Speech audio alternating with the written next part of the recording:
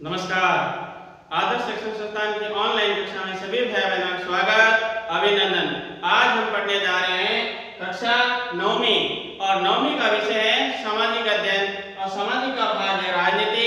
और इसमें हम पढ़ रहे हैं अध्याय दूसरा, जिसका नाम है संविधान का निर्माण। पिछले क्लास में हमने पढ़ा था संविधान किसे कहते हैं, संविधान कितने तरह के होते हैं, दक्षिण अफ्रीका में संविधान की मांग क्यों उठी, किस तरह से वहां रंग भेद की नीति हो रही थी, किस तरह अत्याचार हो रहा था, नेल्सन मंडेला के नेतृत्व में किस तरह से वो देश में आजादी हुई थी, उसके बारे में पढ़ा था।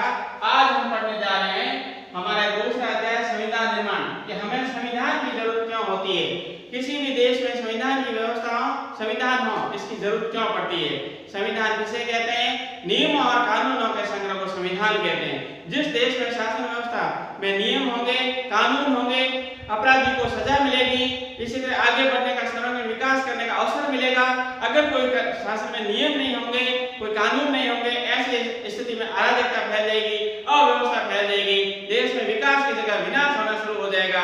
इसलिए देश में व्यवस्था होनी चाहिए, और व्यवस्था के लिए व्यवस्था तभी हो पाएगी जब वहां पर नियम और कानून हो। तो नियमों और कानूनों के संग्रह को संविधान कहते हैं। इसीलिए किसी भी शासन व्यवस्था को सुव्यवस्थित ढंग से चलाने के लिए वहां संविधान की आवश्यकता पड़ती है। और ये संविधान तकरीबन सभी देशों में लागू है। अगर कई राजतंत्र है वहां भी संविधान लागू करने का प्रयास किया जाता है। तो संविधान की जरूरत क्यों पड़ती है, किसी देश में शासन व्यवस्था को सही ढंग से चलाने के लिए इस संविधान की जरूरत पड़ती है। उसके बाद अगला बिंदु है भारतीय संविधान का निर्माण। भारतीय संविधान का निर्माण कब शुरू हुआ, किस तरह से हुआ। सबसे पहले भारतीय संविधान के निर्माण की मांग महात्मा गांधी के द्वारा की गई थी 1922 में। 1922 में महात्मा गांधी ने ब्रिटिश सरकार के सामने मांग रखी थी कि हमारे यहाँ पर संविधान होना चाहिए, संविधान निर्माण होना चाहिए। लेकिन उस समय अंग्रेजी सरकार ने उसके ऊपर कोई ध्यान नहीं दिया। तो उसके बाद में कांग्रेस का एक अधिवेशन हुआ था 1931 में, कराची अधिवेशन। उस कराची अधिवेशन में एक प्रस्ताव पारित करके रूपरेखा बनाई गई थी कि इस आधार पर इस तरह का हमारा एक संविधान होना चाहिए। 1922 में गांधी जी के द्वारा मांग की गई। 1931 में कराची के अधिवेशन में एक प्रस्ताव पारित करके रूपरेखा बनाई गई। लेकिन अंग्रेजी सरकार के कोई ध्यान नहीं दिया, उसके कान पर किसी तरह के कोई जोर नहीं रहेंगे। तब 1939 में जब विश्व का दूसरा युद्ध छिड़ रखा था, तो उस समय अंग्रेजों को लगा कि भारतीयों की मांग संविधान बनाने की है और हम दूसरे विश्व युद्ध में उलझ गए हैं, कहीं भारतीयों को विद्रोह न कर दें। इसलिए भारतीयों को खुश रखने के लिए वहां 1940 में अंग्रेजी सरकार के पार्लियामेंट में, इंग्लैंड की संसद में एक प्रस्ताव पारित किया गया कि भारत में एक संविधान निर्माण की व्यवस्था होनी चाहिए। और जो अगस्त 1940 में भारत में संविधान होने के लिए एक प्रस्ताव पारित किया गया इंग्लैंड की संसद में, वो अगस्त में प्रस्ताव हुआ, 1940 में प्रस्ताव पारित हुआ, उसको इतिहास में अगस्त प्रस्ताव के नाम से जानते हैं। तो 1922 में गांधी जी के द्वारा मांग की गई। 1931 में कराची के कांग्रेस के अधिवेशन में एक प्रस्ताव पारित करके रूपरेखा बनाई गई। और उसके बाद में अंग्रेजी सरकार के द्वारा इंग्लैंड की संसद में एक प्रस्ताव पारित किया गया अगस्त 1940 में, जिस समय दूसरा विश्व युद्ध चल रहा था। उस अगस्त प्रस्ताव के नाम से इतिहास में जाना जाता है। उसके बाद में यहाँ भारत में अंग्रेजी सरकार का एक प्रतिनिधि आया, जिसको कहते हैं प्रतिनिधि आया जिन्होंने 1942 में आया, वो किर्स मिशन के नाम से जाना जाता है। 1942 में जो किर्स नाम का अधिकारी एक आयोग के साथ में आया, लेकिन यहाँ भारतीयों के साथ में किसी तरह का कोई विचार विमर्श सहमति नहीं बनी, इसलिए जैसा आया था वैसे ही चला गया। गांधी जी ने इसके बारे में, किर्स मिशन के बारे में कहा है, बिना टिकट की चिट्ठी आई और वापस लौट गई। किर्स मिशन की असफलता के बाद भारत में 9 अगस्त 1942 को भारत छोड़ो आंदोलन शुरू हो गया। और आंदोलन शुरू होने के बाद अंग्रेजों को लगा कि अब हमें कुछ करना चाहिए, भारतीयों को संविधान के लिए कुछ व्यवस्था करनी चाहिए। तब किर्स मिशन की असफलता के बाद में कैबिनेट मिशन भारत में आया, और इस कैबिनेट मिशन में 3 सदस्य थे। और कैबिनेट मिशन के आने के बाद में यहाँ एक योजना बनेगी कि भारत में संविधान निर्माण हो। इसी योजना के तहत, इस कैबिनेट मिशन की योजना के तहत भारत में संविधान निर्माण की चर्चा हुई, संविधान निर्माण की शुरुआत हुई। और संविधान निर्माण की शुरुआत हुई, और उससे पहले 1935 में भारत सरकार कानून बना था। और इस कानून के तहत अंग्रेजी सरकार ने यहाँ पर प्रांतीय चुनाव की व्यवस्था कर दी थी। और ये प्रांतीय चुनाव 1937 हुए, और भारत सरकार अधिनियम 1935 में लागू हुआ। लेकिन उसके बाद में अगस्त प्रस्ताव पारित हुआ। क्यों हुआ, जब सेकंड वर्ल्ड वॉर चल रहा था और अंग्रेजों को लग रहा था कि भारतीय हमारे विरुद्ध कहीं विद्रोह न कर दें, इसलिए इसको शांत करने के लिए किया गया। उसके बाद किस मिशन आया, असफल हो गया। उसके बाद कैबिनेट मिशन आया और कैबिनेट मिशन आने के बाद में यहाँ संविधान सभा की सहमति बनी और संविधान निर्माण की शुरुआत हुई। संविधान सभा की शुरुआत, संविधान सभा का गठन करने के लिए यहाँ पर प्रतिनिधियों का चयन किया गया और प्रतिनिधि मिलकर एक संविधान का निर्माण करेंगे। ये प्रतिनिधि मुख्य रूप से दो तरह के थे। एक ऐसे प्रतिनिधि उन क्षेत्रों से आते थे जहाँ सीधा अंग्रेजी शासन था, ब्रिटिश शासन था, वहां पर उन प्रतिनिधियों का चयन किया गया, चुनाव किया गया। लेकिन जहाँ देशी रियासतें थे वहां पर देशी रियासतों के द्वारा मनोनीत किया गया। इस तरह से संविधान सभा में दो तरह के सदस्य थे, एक निर्वाचित थे और एक मनोनीत थे। ब्रिटिश शासित प्रदेशों से निर्वाचित सदस्य थे और देशी रियासत से मनोनीत सदस्य थे। इस तरह से जब पहली बार संविधान सभा का गठन हुआ 9 दिसंबर 1946 को पहली बैठक हुई।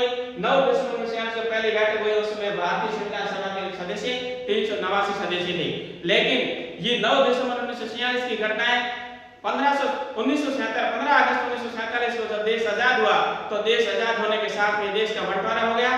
तो कुछ संविधान सभा के जो सदस्य थे जो पाकिस्तान से संबंध रखते थे वो पाकिस्तान के साथ चले गए। इस तरह से यहाँ पर 392 जो सदस्य संख्या थी उसके स्थान पर 299 सदस्य संख्या रहेगी। ये जो 392 सदस्य संख्या थी इसमें से जो निर्वाचित सदस्य थे वो 296 थे और 93 सदस्य मनोनीत थे। ब्रिटिश शासित प्रदेशों से जो सुनकर आए थे वो 296 थे, देशी रियासत 93 थे। इस तरह से कुल 389 सदस्य थे। लेकिन पाकिस्तान और भारत का विभाजन होने के बाद में जो पाकिस्तान से संबंध रखने वाले सदस्य थे वो पाकिस्तान चले गए और बाद में 299 सदस्य थे जो अंतिम रूप से इसको संविधान सभा को बनाने, संविधान सभा ने जो संविधान बनाने का कार्य किया उस संविधान सभा में 299 सदस्य थे। 26 नवंबर 1949 को संविधान बनकर तैयार हुआ। उस समय 299 सदस्यों के हस्ताक्षर थे।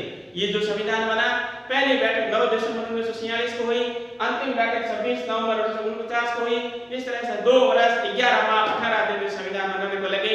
2 वर्ष 11 माह 18 दिन संविधान बनाने लगे और इसमें जो बैठकें हुई इस लंबे समय काल में 117 दिन की बैठकें हुई और इस बैठकों में गहन अध्ययन किया गया और इस संविधान बनाने के लिए पारुक समिति बनाई गई थी।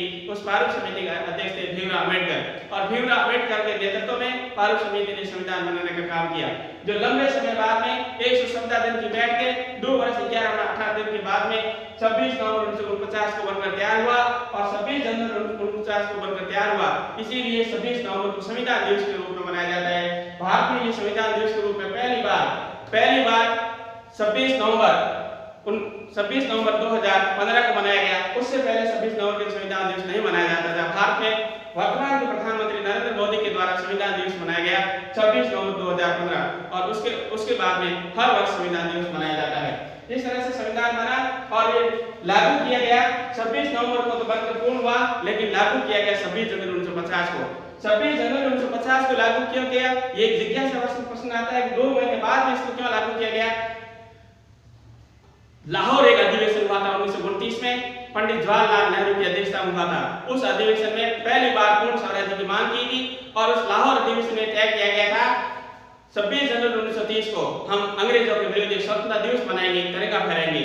और उस लाहौर अधिवेशन के तहत दिसंबर 1929 के अधिवेशन के तहत 26 जनवरी 1930 को स्वतंत्रता दिवस मनाया गया था कांग्रेस के द्वारा और हर वर्ष जब भी 26 जनवरी आती थी उस दिन स्वतंत्रता दिवस मनाते थे। पहली बार 26 जनवरी 1930 को मनाया और हर वर्ष 26 जनवरी 1930 को मनाते थे।